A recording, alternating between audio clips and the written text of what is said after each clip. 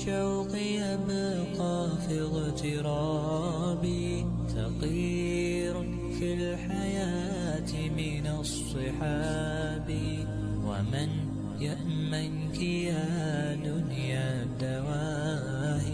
Sekarang kita akan masuk materi inti, yaitu tentang rahasia keistimewaan orang yang betul-betul memuliakan waktu subuhnya.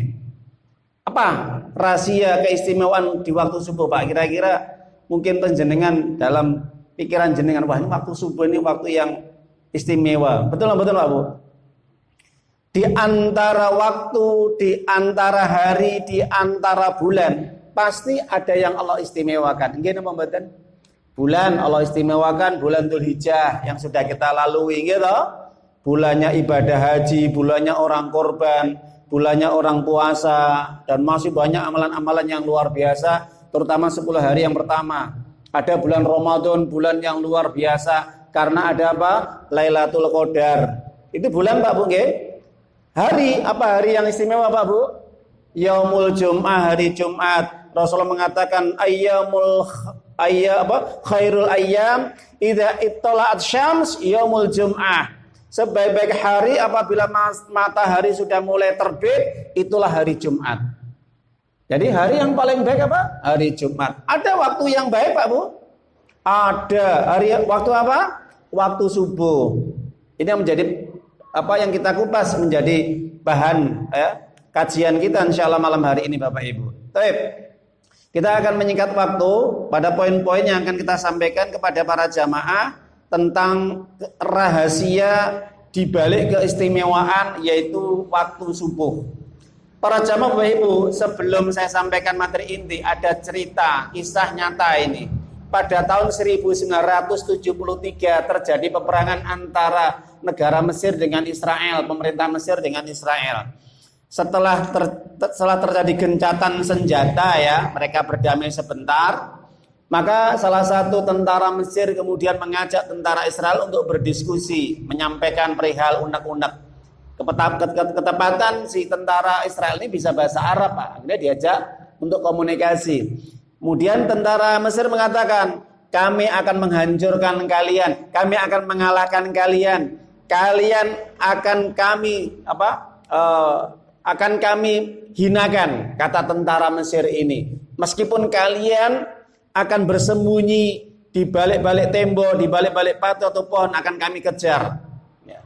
Apa jawaban tentara Israel tadi Pak Bu? Oh silahkan, Anda bisa mengalahkan kami dengan syarat.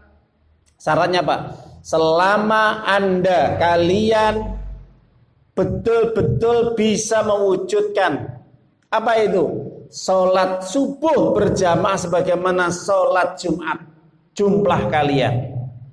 Itu perkataan dari tentara Israel kepada tentara Mesir. Jadi pengen ngalahne kita, kata tentara Israel Pak Bu. Silahkan. Kalau di antara kalian wahai kaum muslimin bisa menghadapi kami, melawan kami, mengalahkan kami, kalau kalian bisa betul-betul memenuhi perintah Allah, sholat subuh berjamaah sebagaimana sholat Jumat jumlahnya. Kenapa Pak Bu? Kalau sholat Jumat kan penuh Pak Bu, bahkan sampai meluber ke luar-luar itu. Sampai di teras-teras, sampai di luar itu. Itu kalau sholat subuh bisa dijalankan seperti itu, seluruh kaum muslimin bersatu, khususnya bersatu ini untuk menghadapi tentara Israel. Karena kondisi sekarang umat Islam ini berkotak-kotak, berpecah belah, mereka saling membanggakan kelompoknya, organisasinya, jamaahnya, dan apa saja yang mereka banggakan ketokohannya. Nggak bisa Pak mengalahkan Israel. Apalagi kalau pemimpinnya itu nggak tegas, meleto kayak kerupuk, nggak punya wibawa, nggak punya kehormatan, nggak punya keberanian untuk menghadapi tentara Israel. Coba menjenengan perasaan di Gaza itu Pak, itu sudah rata dengan tanah itu Pak. Gaza itu di Palestina sudah rata itu. Habis itu masyarakatnya nggak tahu kemana itu. Sudah banyak yang mengungsi, banyak yang ditampung dengan negara-negara yang lain. Kenapa Israel berhasil menghancurkan Gaza dan wilayah sekitarnya di Palestina? Karena Israel merasa pongah dan dia bangga selama umat Islam tidak mau bersatu dan kembali kepada syariatnya, kembali kepada Al-Quran dan Sunnah, maka jelas mereka tidak akan pernah bisa mengalahkan kami, Pak Bu. Ya, terutama sebagaimana perkataan tentara Israel tadi, selama umat Islam tidak bisa menjaga sholat subuhnya berjamaah sebagaimana sholat Jumatnya, mereka tidak akan pernah punya wibawa dan dapat pertolongan dari Allah. Ingat, pertolongan dari Allah. Mereka paham, Pak.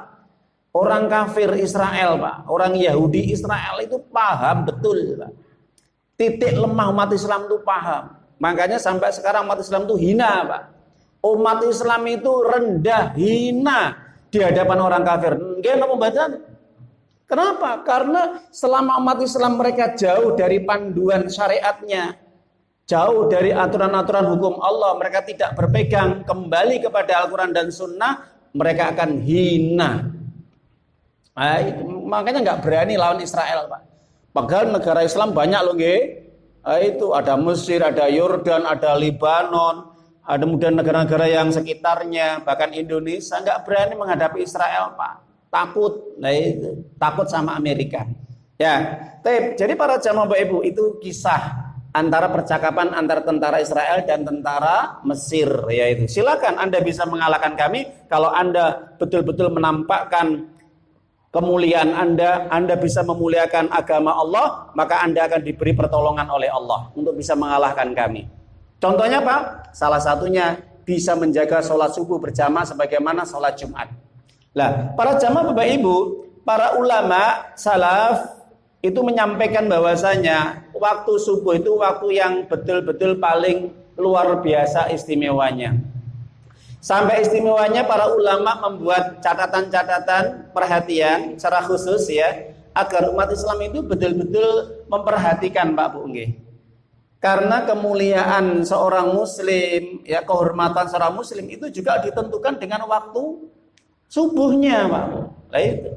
Jadi umat Islam itu bisa menjadi baik, mulia, berkah, dan mendapat pertolongan Allah. Nanti ada jaminan masuk surga. Terutama yang paling penting waktu subuhnya, Pak Bu. Betul, Pak.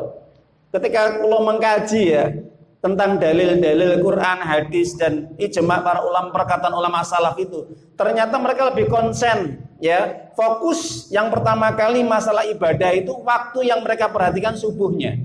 Bukan isaknya, Pak Bu, bukan maghrib, bukan duhur, bukan asar, tapi waktu subuh. Betul, Pak Bu. Makanya ada kitab itu yang dikarang oleh Syekh Dr. Azhar Ghani, ya, itu menulis judul ya keajaiban waktu subuh. Sampai seperti itu, Pak. Saking konsen perhatiannya waktu subuh. Baik, para jamaah Bapak Ibu yang dimuliakan oleh Allah SWT, yang pertama kali kita sampaikan di sini poin-poinnya saja yang paling penting ya. Maka rahasia keistimewaan di waktu subuh itu yang pertama Bapak Ibu, yang pertama adalah waktu yang diberkahi oleh Allah Azza wa Jalla. Waktu yang diberkahi oleh Allah Azza wa Jalla. Kenapa? Karena ini berkat doa dari Nabi. Nabi ketika berdoa kepada Allah, memohon, meminta kepada Allah agar seluruh umatnya itu mendapat berkah di waktu subuh. Di waktu subuh. Nabi nggak pernah doa, ya Allah berkailah waktu duhur, asar, maghrib, atau isya. Meskipun secara waktu semua berkah. Tapi secara doa khusus, lafadz redaksinya Nabi hanya menyampaikan waktu pagi, yaitu waktu subuh. Dijelaskan dalam hadis dari riwayat sahabat As-Sakhr Al-Ghamidi radhiyallahu ta'ala anhu, hadis sahih Abu Daud dan Ibnu Majah dengan sanadnya sahih, disahkan oleh Syekh Albani. Beliau berdoa, Allahumma barik, ya Pak, Allahumma barik li ummati fi bukuriha.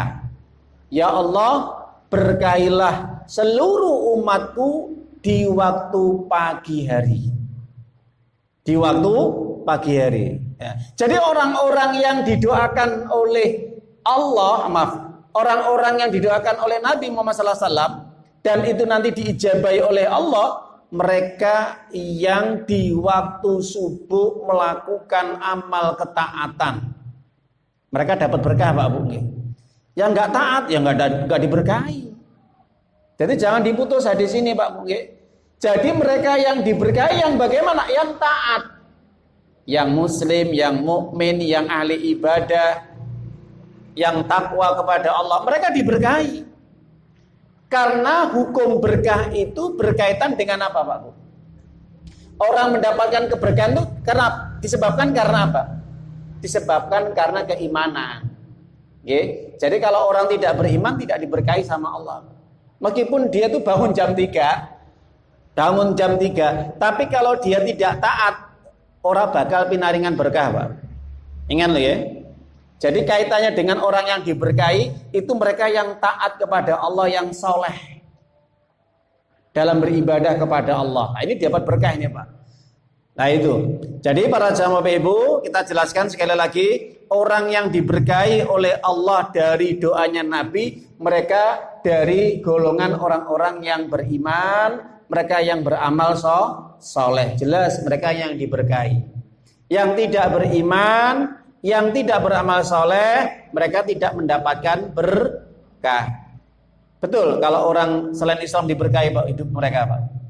Meskipun mereka bangun jam 3, Pak, sudah buka warung, buka toko, jualan di pasar. Betul, kalau orang kafir diberkahi, meskipun bangun jam 3, ya tidak. Kalah tidak, Pak.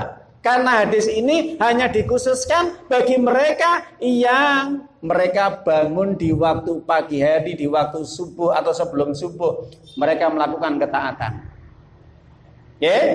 Jelas masuk di sini, Jadi yang mendapatkan keberkahan dari Allah atas doa Nabi, mereka yang hidupnya selalu taat kepada Allah. Yang tidak taat dicabut berkahnya. Gak dapat berkah, Pak Bu. Usahanya nggak berkah, keluarganya ya nggak berkah. Kenapa? Karena nggak taat. Kok bisa, Ustaz? Iya, karena ada dalilnya. Surat Al-Baqarah ayat yang 16. Ulaika alladzina istarau ad-dhalalata bil huda fama rabihat tijaratum wa ma kanu muhtadin. Apa, Pak? Mereka orang-orang yang suka menukar keimanan dengan kesesatan, akhirat dengan dunia, maka Allah tidak akan memberikan hidayah kepada mereka dan dicabut kebaikan dari pekerjaan mereka. Enggak berkah, berkahnya dicabut, Pak. Fama rabiat tijaratum, usaha mereka, perdagangan mereka sia-sia, Pak. Sedangkan mereka enggak dapat hidayah. Nah, jadi orang yang dapat berkah itu bukan mereka yang menukar akhirat dengan dunianya. Tegasnya pripun, Pak Bu? Bangun pagi cuman sing dipikir donyane. Dadi wis siap-siap toto-toto, tempene, tahune, sayure gitu. Tapi dia meninggalkan ibadah sholat subuhnya. Itu enggak masuk hadis ini. Mereka enggak pernah berzikir istighfar kepada Allah.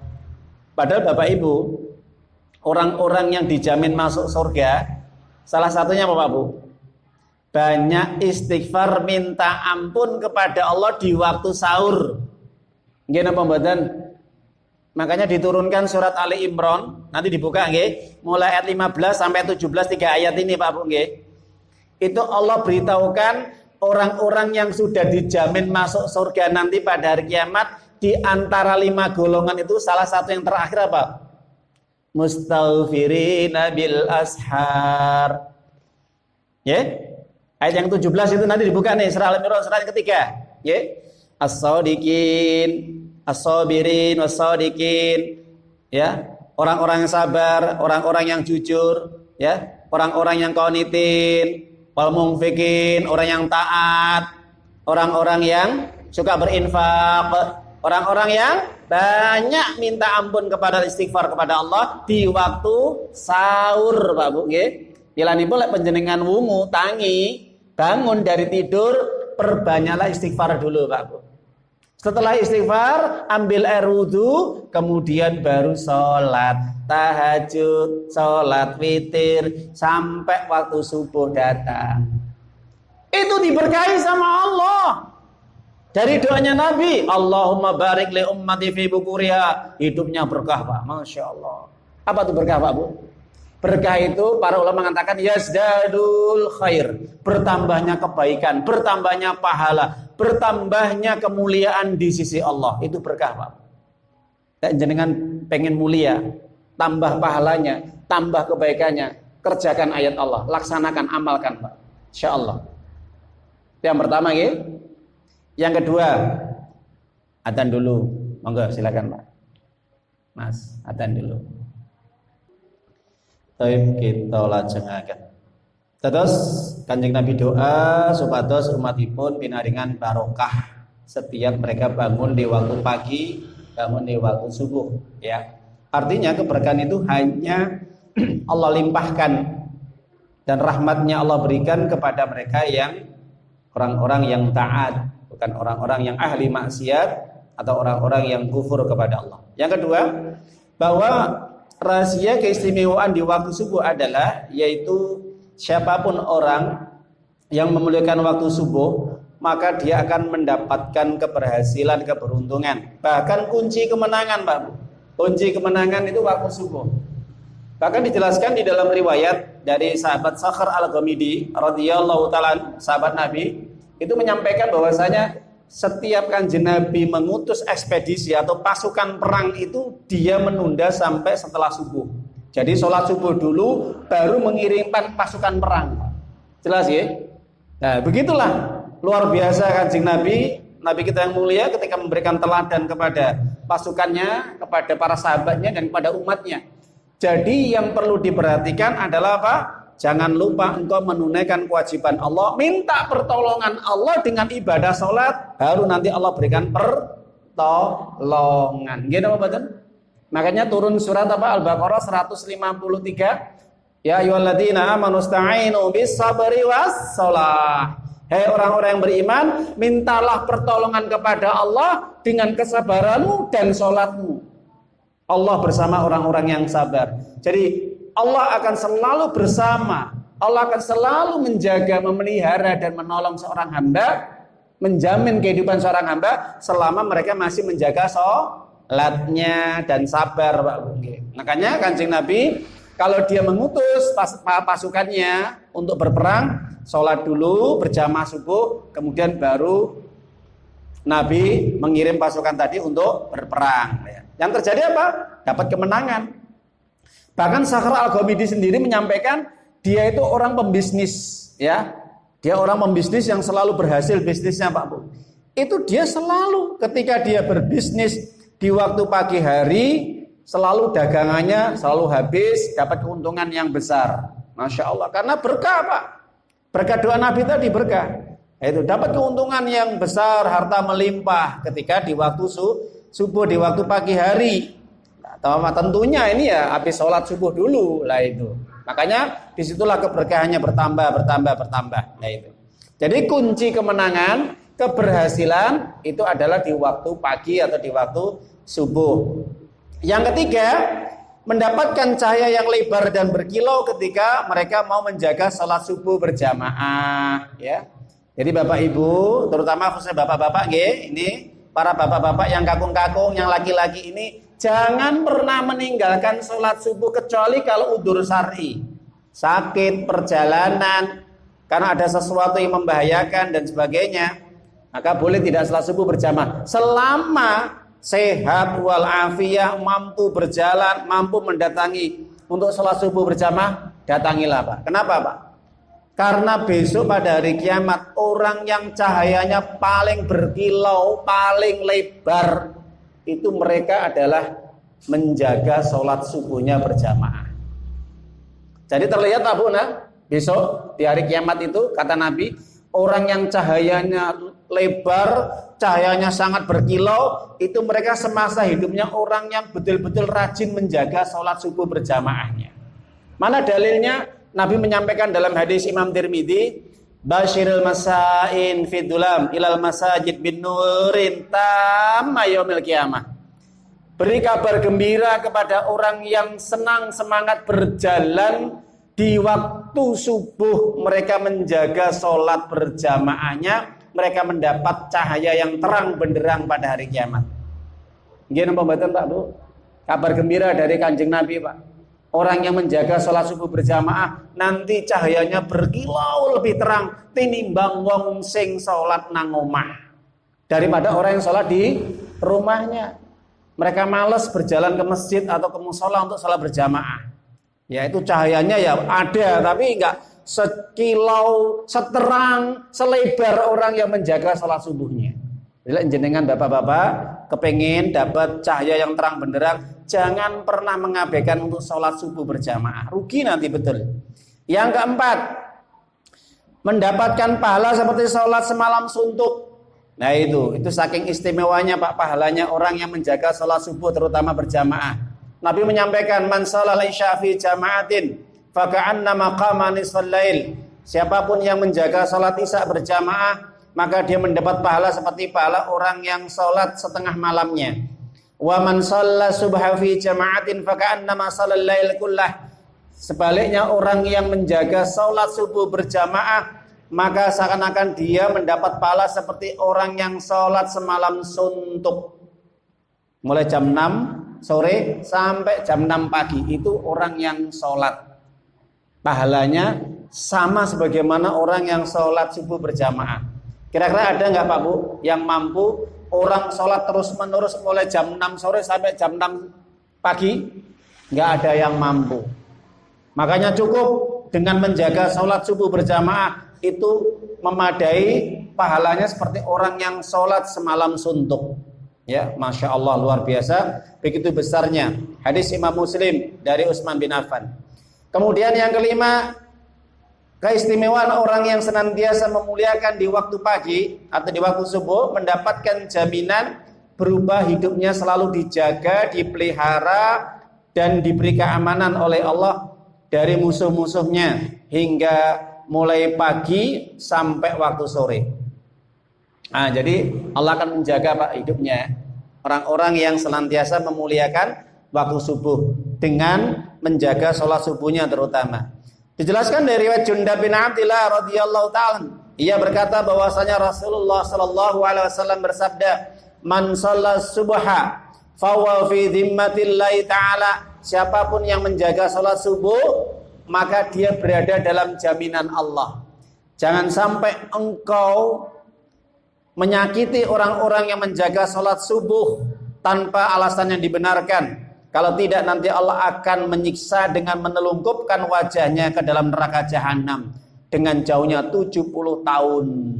Ya, jadi orang menyakiti orang suka salat subuh ini nanti wajahnya akan ditelungkupkan ke dalam neraka Pak. Jahanam itu. Orang menyakiti orang yang menjaga salat subuh. Artinya menyakiti dalam arti dia suka mengolok-olok, menghina atau membunuhnya, merampoknya atau mendoliminya orang yang senantiasa menjaga sholat subuh. Pernah kan ada kasus itu Novel Baswedan itu ketika mau berangkat sholat subuh ya disiram air panas ini Pak. Itu waktu subuh loh. Oh itu. Jadi mereka yang menyiram Novel Baswedan itu ya, itu KPK itu loh Pak. KPK itu sampai akhirnya badannya itu melepuh semuanya itu sampai meripatnya akhirnya kan buta sebelah itu ya. Disiram air panas. Ustadz kok tahu aja berita? Ya saya update Pak Bu, selalu. Kalau ada kasus-kasus terjadi itu saya tampung nanti akan jadi bahan untuk dakwah seperti ini. Ini contoh-contoh di tengah masyarakat. Kenapa? Ya karena memang kita hidup di negara sekuler, ya bukan negara Islam. Jadi orang dolim itu lebih banyak. Orang dolim itu lebih banyak daripada orang yang baik. Jelas ya? Jadi orang jujur itu hancur Pak di sini. Betul, orang jujur itu pasti akan hancur. Karena orang-orang dolim tidak akan pernah rela ridho kalau ada kebenaran itu kuat, ya oleh itu. Jadi Novel Baswedan itu disiram pakai air panas itu, karena dia bisa mengungkap sindikat-sindikat para koruptor atau tikus-tikus berdasi itu yang makan uang rakyat triliunan itu Pak, gitu. Terutama di tubuh para pejabat penjahat itu. Ya itu kasusnya nanti bisa dibuka lagi. Itu waktu subuh mau berangkat subuhan Pak, disiram banyu air keras.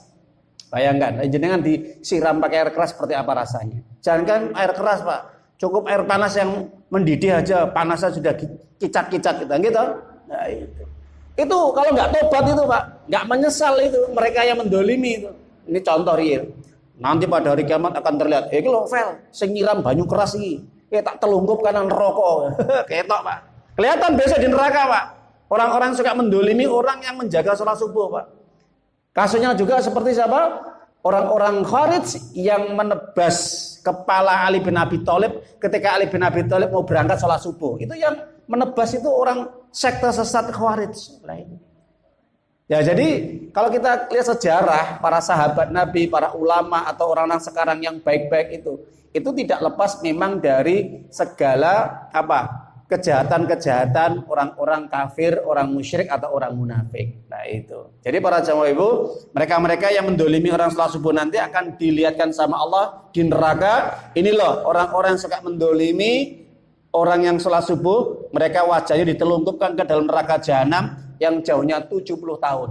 Nah itu, jerune Pak, jerune. Itu. Oke. Kemudian yang keenam, rahasia keistimewaan orang yang memuliakan sholat subuh atau waktu subuh mendapatkan jaminan masuk surga.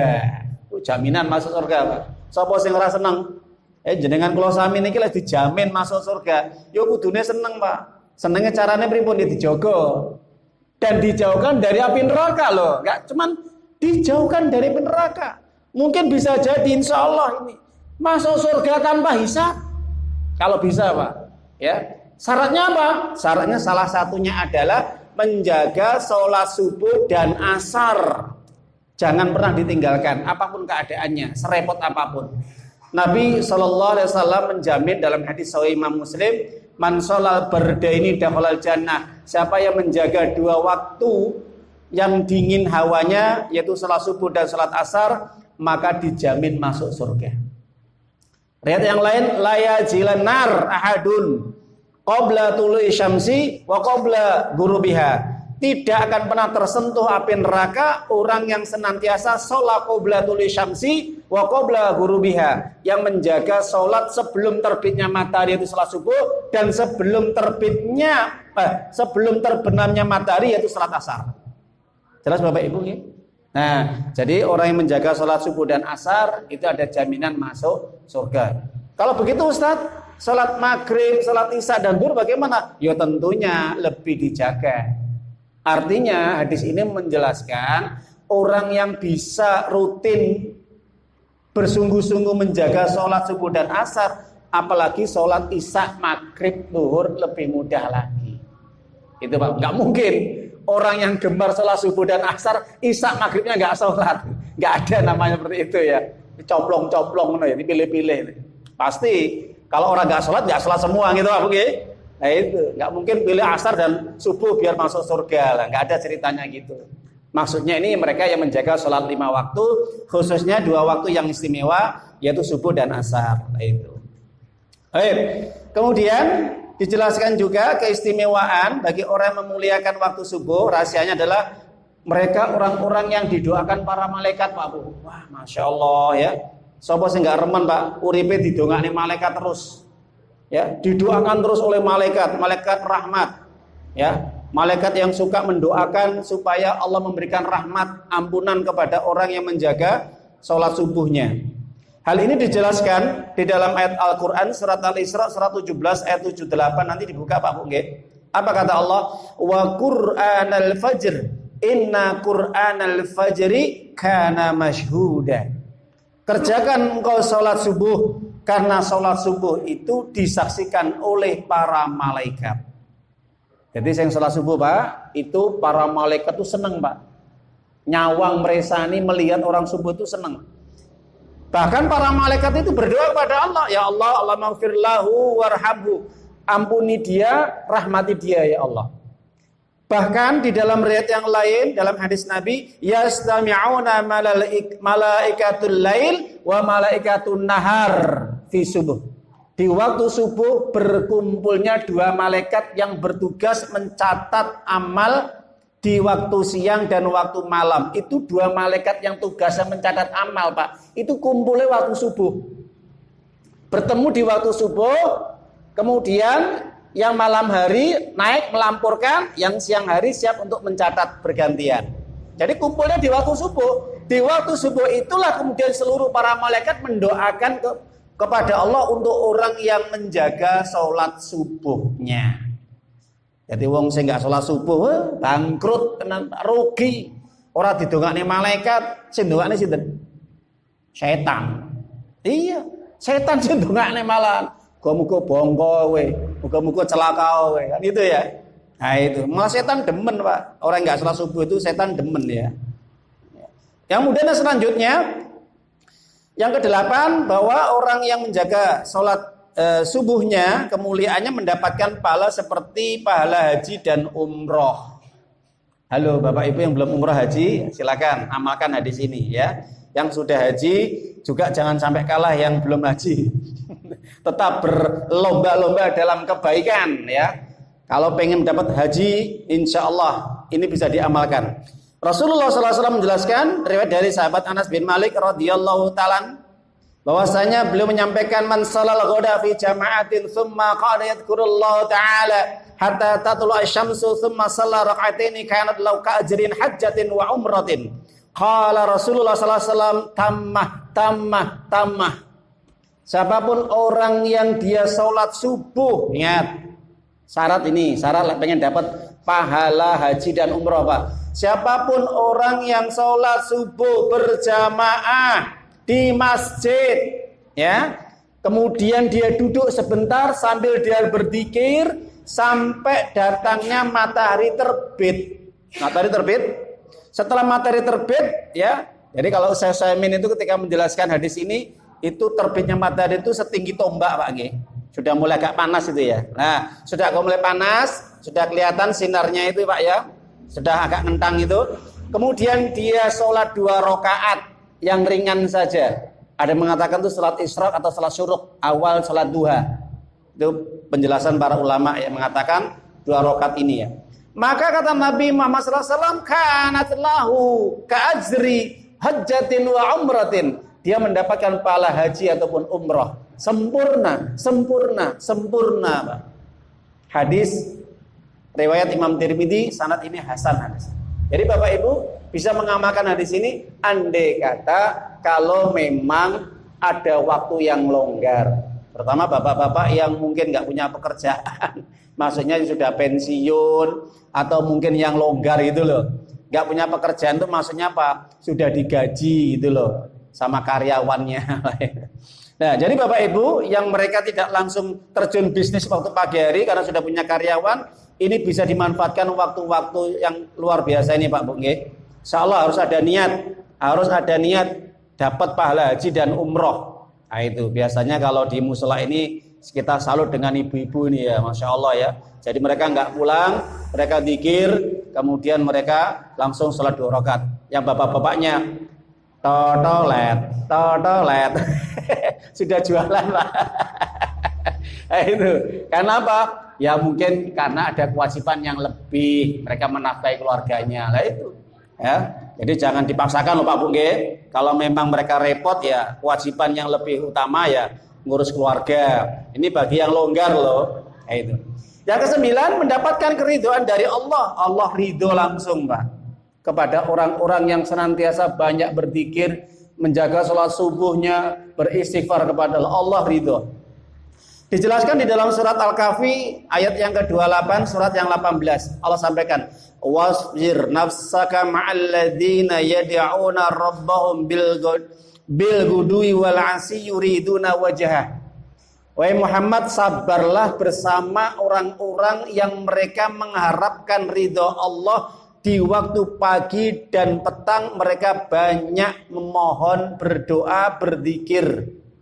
Jadi Bapak Ibu, berdasarkan ayat ini, maka tafsir mengatakan orang yang mendapatkan ridho Allah, mereka orang yang senantiasa mengingat Allah, banyak berzikir, banyak minta ampun, menjaga sholat subuhnya sampai waktu duhur. Itu orang yang mendapatkan keridhaan dari Allah. Kemudian yang ke-10 Bapak Ibu, dapat menjadi kesehatan bagi hati dan menyegarkan badan. Jadi para ahli kesehatan, para medis itu meneliti orang yang bangun pagi, terutama bangun jam 3, bangun jam 4 ya. Itu mereka sholat tahajud dimulainya atau minimal witir, kemudian subuh, kemudian dia berzikir, beraktivitas, olahraga atau bekerja, lebih fresh, menyehatkan hati, menyehatkan badan, ya, dan pikiran enteng, Pak. Makanya ada kebiasaan dua ulama ini ya. Satu, sahabat Ibnu Mas'ud, itu kalau habis subuh dia zikir sampai pagi. Dan keluarganya diajak. Itu. Baru kemudian ayo kalau sudah kita sholat, setelah sholat kemudian bekerja, aktivitas. Ibnu Taimiyah dia sampai habis subuh berzikir sampai pagi, bahkan sampai jam 9 jam 10 baru selesai zikirin. Ya. Jadi Ibnu Taimiyah ini Pak, ini luar biasa ini Pak, seorang ulama besar ya, pada abad 600 Hijriah itu. Dijelaskan oleh muridnya Ibnu Qayyim Al-Jauziyah, kebiasaan Ibnu Taimiyah kalau waktu subuh ya, dia sholat subuh berjamaah, kemudian dia berzikir, sholat 2 rakaat, terus dilanjutkan zikir lagi. Terus seperti itu. Ya maklum ulama Pak, ulama ya. Nah, itu ulama hebat ini. Lah itu. Jadi pekerjaannya itu dia tugasnya berat ya, mungkin ngajari orang-orang ngaji dan sebagainya lah itu. Ya. Kemudian Bapak Ibu yang dimuliakan oleh Allah, orang yang bangun pagi itu setan kecewa Pak Bu. Kenapa? Orang seperti ini nggak pernah dikasih penyakit sama setan, terutama penyakit hati Pak ya. Makanya tadi orang yang jarang sholat subuh, nggak pernah bangun subuh ini penyakit hatinya banyak ini ya. Nah perhatikan hadisnya. Rasulullah mengatakan, akidah syaitan ala qafiyati rasihadikum idza huwa nam salasa uqadi. Bahwa setan itu ketika malam hari itu dia membuat 3 ikatan di tengkuk Pak. Jadi setan itu kalau malam hari itu membuat ikatan di tengkuk manusia itu ada 3 ikatan. Ya, 3 ikatan, 3 uqdah. Maka ketika 3 ikatan ini ditempelkan di tengkuknya manusia tadi, sampai ketika manusia tadi dia bangun di waktu subuh, kemudian dia bangun, kemudian dia berdoa, bangun tidur berdoa, 1 ikatan lepas. Bangun tidur doa, alhamdulillahilladzi ahyana ba'da ma amatana wa ilaihi nusur.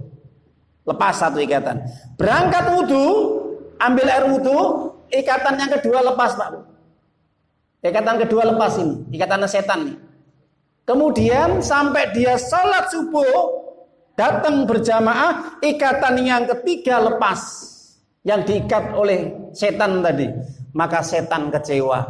Aduh, kecewa aku. Ternyata apa? Gak berhasil untuk menjerumuskan orang ini.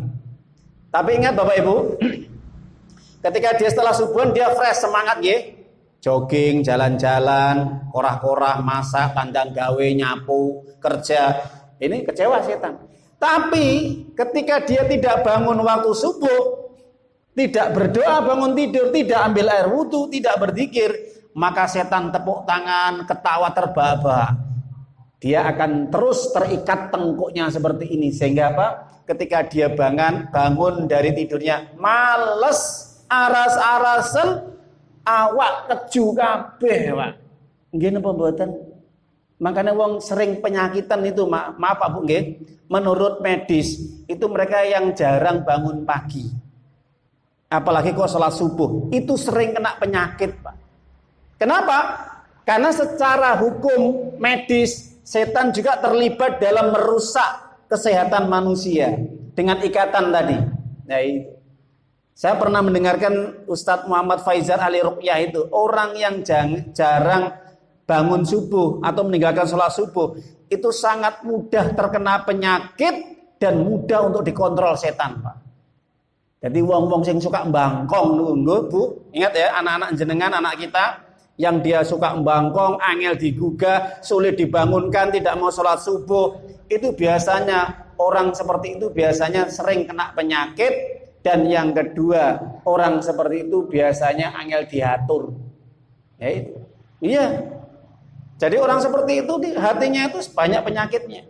Nah, yang terakhir Bapak Ibu, keistimewaan orang yang memuliakan sholat subuh atau waktu subuh, rahasianya Bapak Ibu, insya Allah dihindarkan dari sifat-sifat munafik.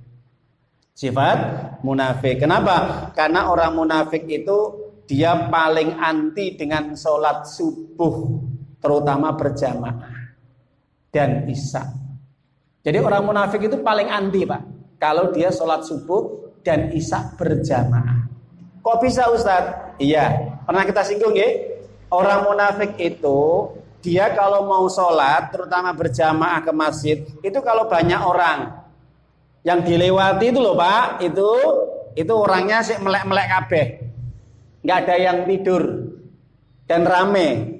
Nah, dulu kan pada zaman Nabi itu kan nggak ada motor, nggak ada sepeda Pak ye, nggak ada lampu kan, ya uble ya karena rumahnya itu masih rumah-rumah yang tradisional.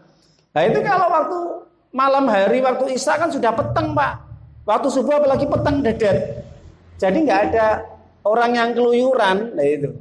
Nah itu orang munafik itu nggak mau sholat subuh dan sholat isya berjamaah. Kenapa? Karena memang mereka nggak ada keinginan untuk berjamaah. Makanya dijelaskan dalam hadis Imam Bukhari, Rasulullah SAW bersabda, "Laisa salatun asqala 'alal munafiqin min salatil fajri wal isya walau ya'lamuna ma fihima wala atauhuma walau habwan."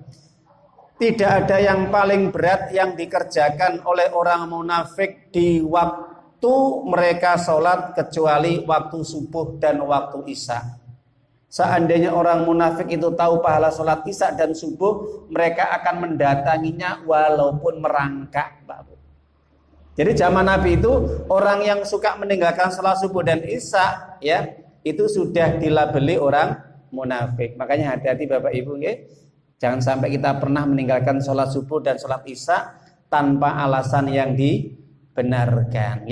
Mbok pilih mengatakan atur kaulo mugi-mugi manfaat apa yang kita kaji pada malam hari ini. Semoga ini bisa memberikan pencerahan, tambahan ilmu, sekaligus amalan ketaatan kita kepada Allah semakin meningkat. Dan mudah-mudahan ini menjadi bekal kita nanti menghadap Allah. Amin ya rabbal alamin. Semoga bermanfaat. Kita akhiri majelis ini dengan bacaan hamdalah dan kafaratul majelis. Alhamdulillahirabbil alamin. Subhanaka Allahumma wa bihamdika asyhadu an la ilaha illa anta astaghfiruka wa atubu ilaik. Bila taufiq wal hidayah akhiru da'wana. Assalamualaikum warahmatullahi wabarakatuh.